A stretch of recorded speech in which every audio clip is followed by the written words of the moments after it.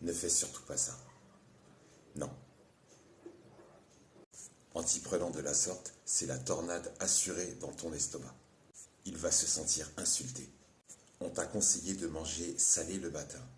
Oui, pourquoi pas. Mais celui qui t'a recommandé cette combinaison manque de respect à ton estomac. Ou alors il faut qu'il révise ses classiques. Manger salé, c'est bien, mais pas cette association alimentaire. Des œufs, jambon, légumes, fromage. Pourquoi tant de haine?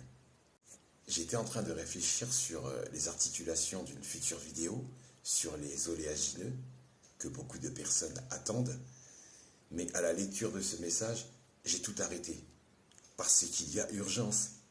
Ceci étant dit, je n'ai qu'une parole. La vidéo sur les oléagineux est à l'approche. Là, je fais juste une petite halte, parce qu'il y a une urgence sérieuse. Des œufs, du jambon, des légumes, du fromage. Et tu manges tout ça au petit déjeuner. Quelle violence! Imagines-tu les dégâts possibles dans ton estomac suite à cette mauvaise association alimentaire? Quelles sont les mauvaises fermentations auxquelles on s'expose? J'étais en train de penser à la réaction de chacun de ces aliments et les maladies possibles liées à la mauvaise fermentation, car ça, c'est tout l'art de la gastronomie moderne. Quand on mélange des œufs, du jambon en tranches industrielles, parce que c'est moins cher que chez le boucher, généralement, il n'y a pas 4 ou 5 porcs qui entrent dans une tranche de jambon. Tu peux te poser la question.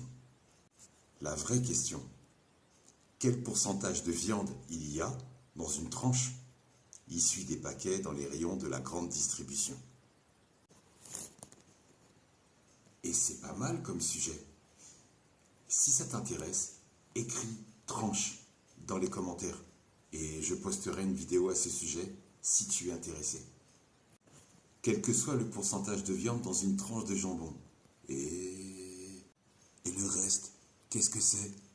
Par contre, si tu vas chez le boucher, tu as plus de chances d'acheter et de manger de la viande. En continuant avec ton mélange, tu y ajoutes donc des légumes et du fromage. Tu glisses sur un terrain glissant. Tu entres non seulement sur un terrain glissant, mais aussi dedans. Et oui, c'est ton bide, terrain glissant.